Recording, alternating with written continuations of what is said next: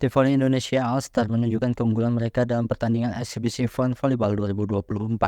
Dalam set keempat, para pemain Indonesia All-Star menunjukkan performa luar biasa mereka melawan Arespark, tim tangguh asal Korea Selatan.